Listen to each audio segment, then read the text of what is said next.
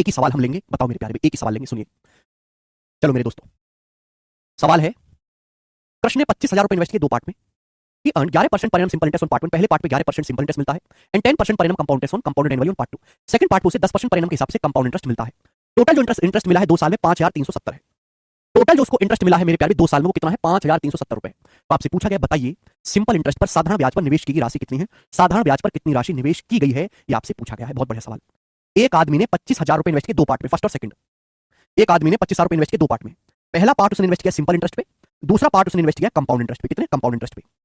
2 साल के लिए, 2 साल के लिए। अब बताओ, पहले भाग पर 11% वार्षिक साधारण ब्याज मिला। अगर एक साल में 11% सिंपल इंटरेस्ट है तो 2 साल में कितना सिंपल इंटरेस्ट होगा बेटे? 22%। एक साल में 11%, 2 साल में कितना होगा? 22%। बात सही है।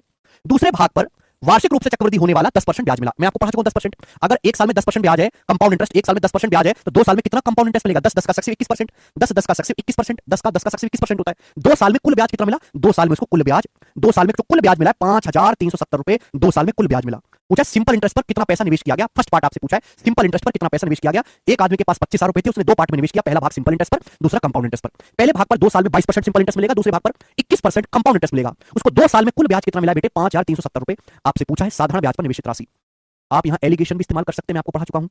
आप यहां पर परसेंटेज ब्रेक मेथड भी इस्तेमाल कर सकते हैं, परसेंटेज ब्रेक मेथड।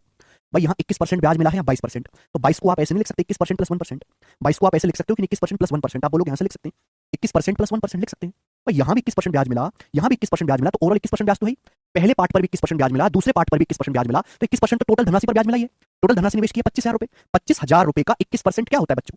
25,000 का 21% होता है मेरे दोस्तों 5,250। यानी कि आपको कुल ब्याज मिला कितना चाहिए? 5,250। जबकि आपको कुल ब्याज मिला कितना है? 5,370 रुपए। तो कितना एक्स्ट्रा ब्याज मिला? 120। 120 रुपए एक्स्ट्रा ब्याज आपको मिला है। आप मुझे बताओ 120 रुपए एक्स्ट्रा ब्याज क्यों मिला है? 120 रुपए एक्स्ट्रा ब्याज मिला है कि पहले पार्ट पर, फर्स्ट पार्ट पर सिंपल इंटरेस्ट मिला है। पहले पार्ट पर 1% सिंपल इंटरेस्ट एक्स्ट्रा मिला है। पहले पार्ट पर 1% सिंपल इंटरेस्ट एक्स्ट्रा है। अब जिस बच्चे ने परसेंटेज ब्रेक मेथड नहीं पढ़ा वो इस चीज को नहीं समझ सकता और कोशिश ना करे, बेसिक ना मांगे, कूड़े में चला जाए वो बालक। पहले पार्ट पर 1% सिंपल इंटरेस्ट एक्स्ट्रा मिला, क्योंकि पहले पार्ट का 1% ही 120 के बराबर है। तो फर्स्ट पार्ट का 100% कितने? 100 से गुणा कर दो। फर्स्ट पार्ट ही आपको निकालना था। फर्स्ट पार्ट है 12,000 रुपए। ये सवाल का आंसर हो गया बी ऑप्शन, 12,000 रुपए।